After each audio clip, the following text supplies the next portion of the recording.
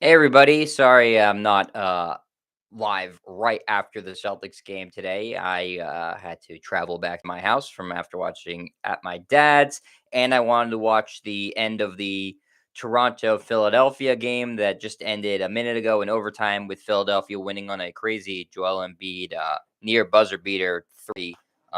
Great finish to that game as Philadelphia goes up 3 games to nothing in that series, but I'm here to talk about the Celtics and Nets series as the Celtics win tonight by a final score of 114 to 107, and they take a 2-0 series lead in this best of seven first round series against the Nets. And game one was spectacular. Obviously, it ended on the buzzer beating game winning layup by Jason Tatum. That's been replayed over and over again.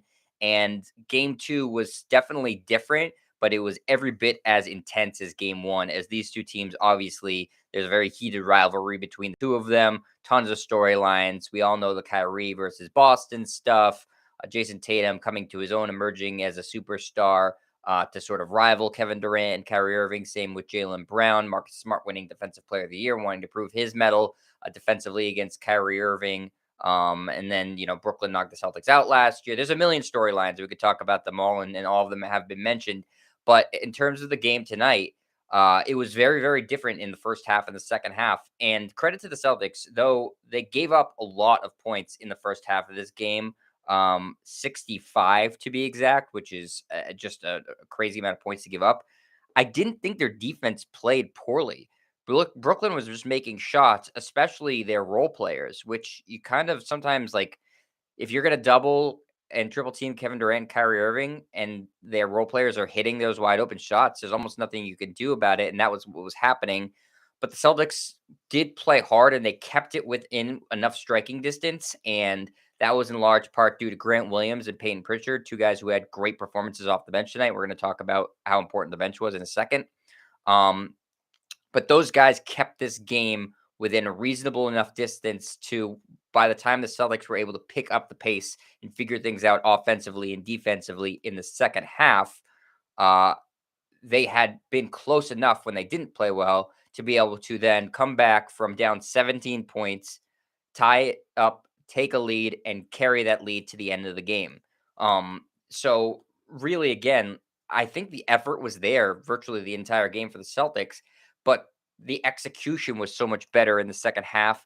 And I think it was a little bit of attrition that the Celtics defense is so physical and they play guys who can switch to so many different positions. And they're able to just keep running up and down the court and force tough looks, especially for Durant and Kyrie Irving, who they're jamming and they're double teaming and they're pushing and prodding.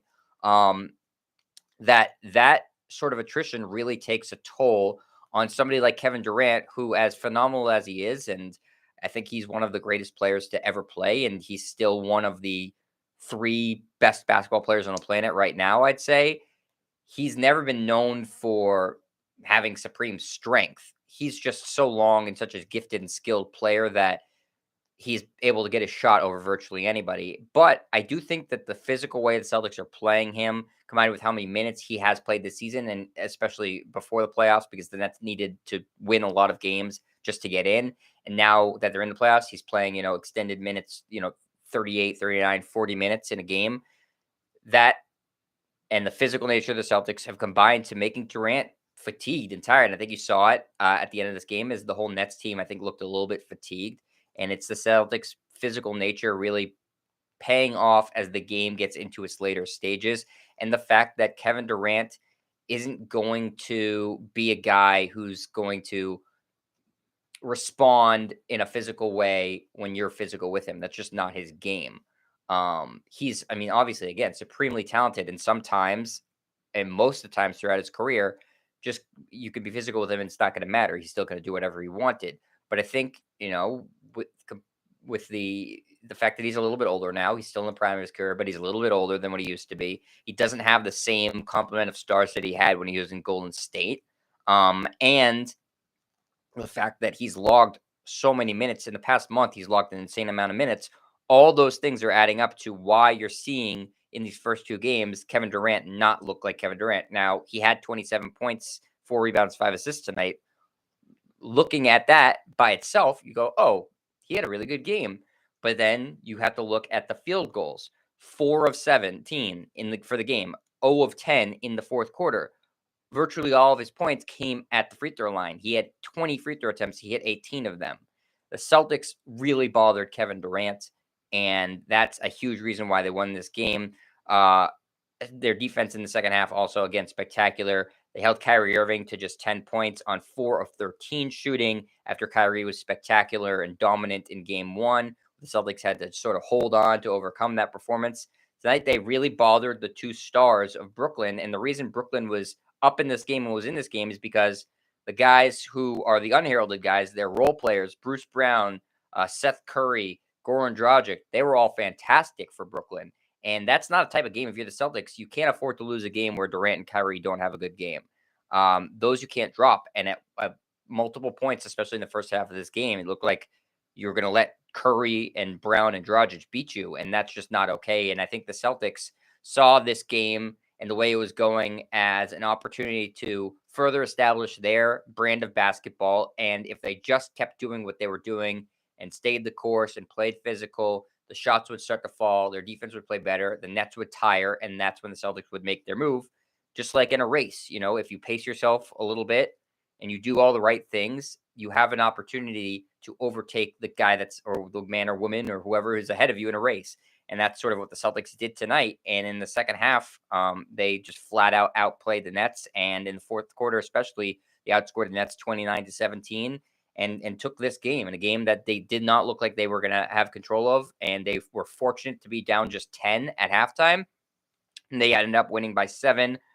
Jason Tatum was quiet in this game until the fourth quarter. He was carried a lot by his teammates tonight. He did a great job. This is where Jason Tatum has also really developed. He wasn't scoring in large part because the Nets were triple teaming him and jamming him every second he got the ball and rushing at him. Call that a blitz in basketball. But what he did was pass extremely effectively. Tatum had 10 assists in this game. So when he wasn't getting his shot, Tatum was moving the ball effectively, and it was leading to scoring opportunities. And his teammates carried the scoring load when Tatum wasn't able to get it going early on. And when he finally saw a little less pressure because maybe the Nets were tired and they couldn't defend him off that first step as quick, or he figured out, okay, here's how I'm going to get by this triple team or them trying to jam me off here. I'm going to take some dribble handoffs. I'm going to drive the basket more. I'm going to just take a three-pointer over shorter defenders. Tatum was what put the Celtics over the top in the fourth quarter. And I think the Celtics are perfectly happy winning in multiple ways. And they showed that tonight, that they can win by hanging their hat on the defensive side. And without Jason Tatum going bananas, they can still win. Last year, when they played the same Nets team in the playoffs, again, you didn't have Jaylen Brown. You won one game in that series, and it was because Jason Tatum went absolutely bonkers. That was the only way you could win a game. And this season, especially in the second half of the season and so far in the playoffs, the Celtics are so much more well-rounded. And they go, okay, our star player, not necessarily scoring right now, but we know he can contribute defensively. We know he'll pass the ball effectively. We know he'll rebound. And we trust in our other guys to pick up the scoring slack while he's not scoring. He will figure it out at some point. We have trust in him. And you saw that Grant Williams, Peyton Pritchard, Jaylen Brown, Marcus Smart, Daniel Tice, Al Horford, all those guys were in double figures tonight. The only Celtic who played tonight who wasn't in double figures was Derek White, who scored 3 points. The guys on the team stepped up and continue to step up when they need them and play their role perfectly. And while the bench wasn't very good in game one, the Celtics survived that win. They were the difference tonight. The Celtics don't win. They don't even sniff this game without the performances of Grant Williams and Peyton Pritchard. And while Derek White didn't have a very good statistical game, I thought he played really good defense and he put in really good effort. I think everybody who played in this game, they played an 8-man rotation, which is what Udoka's gone with for a large portion of the season now. All 8 of those players made a big impact on this game. Whether it was their defense, whether it was rebounding, whether it was passing, everybody who played made an impact at some point in this game. And that's all you can ask for. And even more than game one, I think this was a real team victory where you see how well-rounded the scoring was. You saw the team rally around themselves to come back from a big deficit. And now you're up 2-0 in a series that you weren't favored in, even though you held home court, which is what you're supposed to do. But the Vegas odds said the Nets were going to win this series, and now you have a 2-0 lead, and you're going to Brooklyn, and you have all the momentum. So a massive win for the Celtics, the way they did it. And now that the fact they're up 2-0 in the series, just great and fantastic implications for them as far as the rest of this series pertains. Now, it's not over by any stretch. You still have, you can't rely on Kevin Durant shooting 4 of 17 and Kyrie Irving shooting 4 of 13 from the floor every night. But you also can't count on Bruce Brown giving you 23 and Seth Curry giving you 16 and Goran Dragic giving you 18 every night. So I think the Celtics look at the sum of the parts in the first two games and feel very good about where they're at and feel very good about their chances to win the series. So I don't expect a sweep by any stretch. I don't even expect a gentleman's sweep, but I think that the Celtics have done exactly what they've wanted to do. And so far through two games, they've done a much better job figuring out the Nets than the Nets have figured out the Celtics. And that's going to be the difference in this series. And maybe it comes down to coaching. And Ime Udoka is a coach and has really done a lot to build this team up and put trust in his players. And Steve Nash is just there to kind of manage the superstars. Maybe that's going to be the difference in the series, but right now it's really looking up for the Celtics. So let's get into the box score before we finish up here. Again, final score 107-114. Celtics win and improve to 2-0 lead in this best of 7 series. Starters for the Celtics tonight were Jason Tatum, Al Horford, Daniel Tice, Marcus Smart, Jaylen Brown. Tatum led the way in minutes for the Celtics tonight with 41. Again, he came on really strong in the fourth quarter, finished 5 of 16 from the floor, so didn't shoot great. Shot okay from 3, 2 of 5, 7 of 8 from the free throw line, 6 rebounds, 10 assists. That was the big key number for him there. A block, 3 turnovers, and 19 points. Al Horford, another fantastic game from Al Horford. 32 minutes, 6 of 10, 3 of 6 from 3, 1 of 2 from the free throw line, 6 rebounds, 2 assists, 2 steals, a block. 16 points. He did foul out of this game late, but played fantastic defense in this game and has been a huge difference maker. Where would the Celtics be without Al Horford? That's a question that I don't think anybody thought at the beginning of the season, or certainly not when he was toiling away in Oklahoma City last year. Al Horford still has a lot of basketball, high-level basketball left in him, and in their first two games, he's been invaluable. Daniel Tice, strong game for him. 31 minutes, 7 of 9 from the floor, including a nice couple of mid-range jumpers when the Celtics were struggling to score early in this game. 0 of 2 from 3, 1 of 2 from the free throw line, 6 rebounds, 10 assists, 1 steal, 3 turnovers, 5 fouls, 15 points, and a lot of effort from Daniel Tice, who's filled in very admirably for the ailing and injured Rob Williams. Marcus Smart, not as big of a game as he had last game, but did his job. What the Celtics were hoping from him. 36 minutes, 3 of 9 from the floor. Not good from 3, 1 of 6. Did hit 5 of 6 from the free throw line, though. 5 assists, a steal, no blocks, 3 turnovers, 3 fouls, 12 points for Marcus. Jaylen Brown, I thought was the best Celtic tonight. He came up with some extremely difficult clutch baskets at the rim that he wasn't converting in game 1, and he was converting them in game 2. Maybe it's because he didn't have 2 cotton swabs up his nose in this game. 39 minutes for Jaylen, 9 of 18 from the floor, 2 of 6 from 3, 2 of 3 from the free throw line, 4 rebounds, 6 assists, which is excellent for Jaylen Brown, 3 steals, 4 turnovers, and 22 points for Jaylen. And off the bench, we talked about how great Pritchard and Grant Williams were, and Derek White did enough to warrant the 13 minutes of playing time. Grant Williams, 32 minutes, 4 of 4 from the floor, 3 of 3 from 3, 6 of 6 from the free throw line. So perfect, did not miss on the night. 6 rebounds, no assists, no steals, 2 blocks, no turnovers, 3 fouls, 17 points, and he hit some massive threes in this game to keep the Celtics alive. Played really good defense, rebounded the ball really well. Just an excellent game. I think one of the best games of his career from Grant Williams, and it came in a huge moment. Derek White, 13 minutes, 0 of 2 from the floor, 0 of 1 from 3, 3 of 4 from the free throw line, 3 rebounds and assists, no turnovers, 3 fouls, 3 points. And Peyton Pritchard, after not playing much in game 1, came on very strong in game 2.